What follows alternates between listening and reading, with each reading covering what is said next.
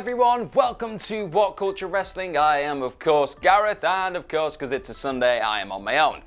Which is what it is. You got to make what you can with these kind of grey days. It's quite a grey day in Newcastle. It's raining. That's why I'm looking out the window right now. It's not a fun day outside. But wherever you are in the world, I'm hoping it's sunny and lovely. And even if it's not, just do what you can with it. Make the best day possible. We're going to make an awesome start to this day with some news stories. We got some good news stories. So the first one we're going to go into all revolves around Goldberg. That guy keeps popping up on SmackDown, spearing fiends. He's had a few more comments on Matt Riddle. We obviously know that these two haven't had a great relationship, let's say that, in the last couple of months. They had a bit of an exchange at SummerSlam, if I remember rightly, and I think Riddle's been kind of denouncing him on Twitter for however months now. But yeah, Goldberg's not very happy, and he's kind of shrugged him off in the past in interviews, but he's actually acknowledged him a little bit more here. It was on the Total Slam podcast that he said this. He was talking all things pro wrestling because, it's Total Slam. But he said, Riddle is like a booger stuck in your nose. Good start. He is annoying and won't go away. He has no influence on Goldberg's life. Talking in the third person, bit odd. Period. End of story. It's the wrestling business, and sometimes when you're out in public, you may run into a former foe, and you can never know how the situation will turn out. It is what it is, and we don't see eye to eye. So, yeah, that kind of... It's really self-explanatory. Goldberg is not a fan of Riddle at this point. A few people have been taking shots at Riddle. I think he's just relishing it, isn't he? He's at this point in his career where he's got to start kind of striking out on his own and just using this heat. It's make or break at this point. If this heat kind of gets to you and it really gets to your head, it can maybe shuffle you back down that card and turn you into a bit of a small fish, really, and put you in your place. With Riddle, he's just absorbing it, and it's making him even more confident and even more kind of brash and brilliant. And we saw that he had all these like backstage kind of comments and all this heat apparently after what happened with him and Brock Lesnar at the Royal Rumble. But he came out in like a live event and started just saying, yeah, I'm still going to retire Brock. I don't care, regardless of what people are saying backstage. I'm me. I'll do what I can. I think he even posted on Twitter the other day that he'd be watching Goldberg at Super Showdown just because he can. That's what Riddle's doing. Also, now, next story revolves around the Revival. Not sure what kind of a segue I can do from Goldberg to the Revival. One of them's bald and got a goatee. That'll work. They've filed for more trademarks. This is adding more kind of fuel to the fire that is the Revival potentially leaving WWE at the end of their contracts. They've apparently been offered some substantial deals recently, and they've turned them down because they want to go and have a bit more creative freedom somewhere else.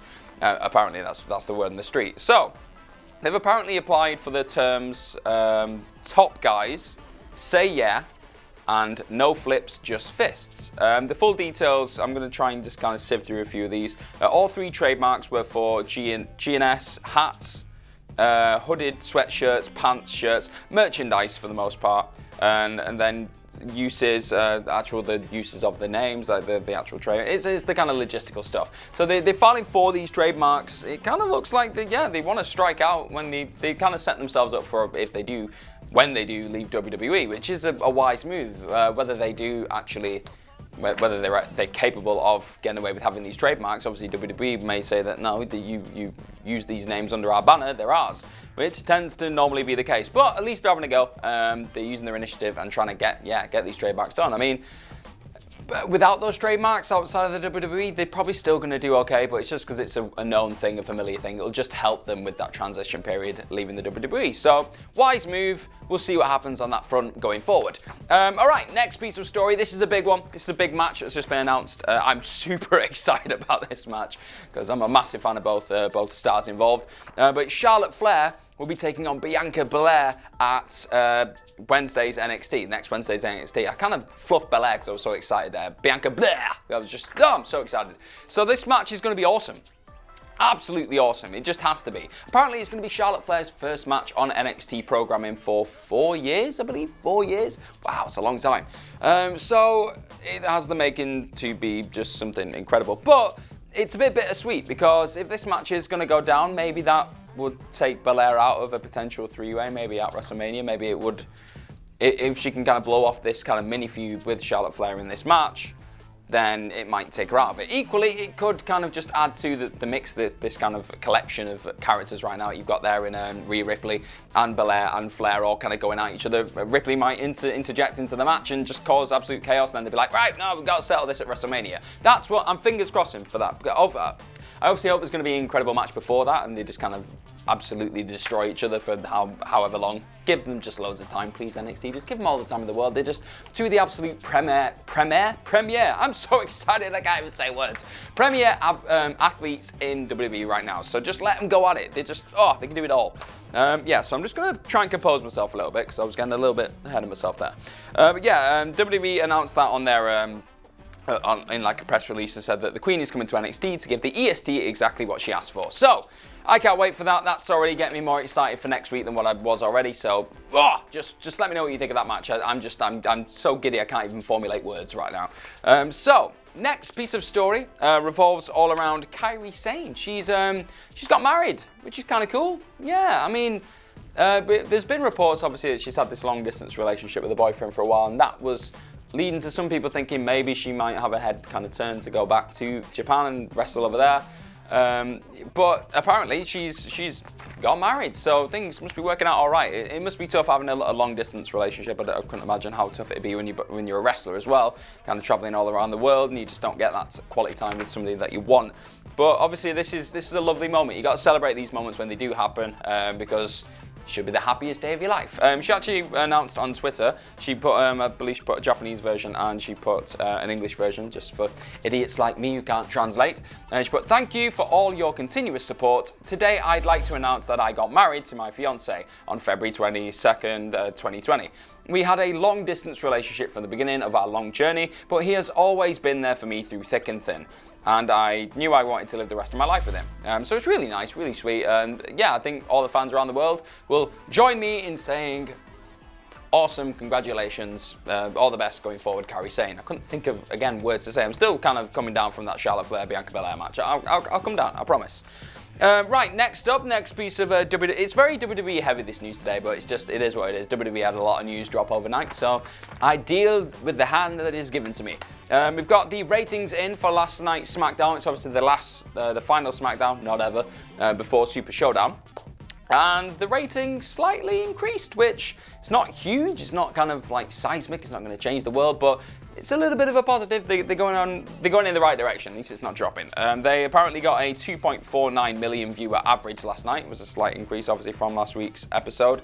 And there was yet another drop from hour 1 to 2. Just is what it is. People tend to drop off. Even though they put Goldberg in that last section at the end, you thought they may have retained some viewers from that, but they didn't as it went. But yeah, they also got a I think it was a 0.7. They got a 0.7 rating in the important 18 to 49 demographic. And that was actually first for the night. That ranked first. So that's pretty good as well. That's really important for WWE right now. That's one of the metrics that they really want to kind of improve on. So getting number one of the nights, not a bad call. And more news on SmackDown as well last night. Apparently Jeff Hardy was backstage, which is kind of cool. So there's a lot of rumors kind of swirling around right now about what's going to happen with Jeff Hardy. Obviously Matt's apparently out the door, so is he going to stick around? Is he going to be on WWE programming going forward?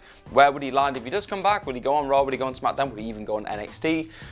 Well, it's apparently been decided, it's hinting here that he could be going to SmackDown, which could be cool. I mean, I believe he was on SmackDown before he got injured, because he had the kind of Hardy Boys tag team teaming up again. A lot of cool feuds on SmackDown. I mean, he's one of the purest baby faces WWE have right now. Yeah, I mean, I'm excited, but it just feels like forever since I've seen Jeff Hardy. I think it's nearly been a year now. We're coming up to a year. It's 10 months at least. I think he got injured after or just before WrestleMania. I think it was just after. Yeah, I think it was just after. So yeah, that's cool. Hope you get back as soon as, Jeff. We miss you. Right, I'm just going to end this news today. That was a bit of an abrupt ending. We're ending now with a little bit of news on Tyson Fury. Obviously, I work for the What Culture Combat team as well. Head over to there, click like, share, and subscribe. Ring that bell as well. We love it when you ring the bell for What Culture Combat. But yeah, obviously, if you didn't know, Tyson Fury was in a little fight last night, little tiny fight for the heavyweight world title, the WBC world title, and he beat Deontay Wilder. He knocked him out in the 7th round. Well, it was technically a TKO. Deontay Wilder's corner threw in the threw in the towel. No, he said threw in the flag. Interesting. Yeah, threw in the towel because Fury was absolutely slaughtering him in the corner. It was a boxing masterclass. If you've not seen it, go and check it out. But yeah, Tyson Fury obviously has his links with WWE. There's no telling now what could happen. I mean, a lot of people said that if he won the world title from Deontay Wilder, he might free himself up then to work at WrestleMania. He might, because he's got all this team. He's probably the biggest name in boxing right now. So if WWE managed to get him in for WrestleMania, you've got the biggest name in combat sports working on your biggest show of the year. So it makes sense. I just want to say congratulations to Tyson Fury. Can't wait to see what happens going forward now. We're going to have this cool Battle of the Brits in a stadium, hopefully, between him and Anthony Joshua. That'd be really cool. Let me know what you thought of that. Let me know what you thought of all the news stories today. We've had some awesome stuff there to get our teeth stuck into. I have been Gareth here, working on a Sunday on my own. Somebody love me? Anyone? Nope, that's fine. Okay, see you later. Have the best day possible, and I will see you soon.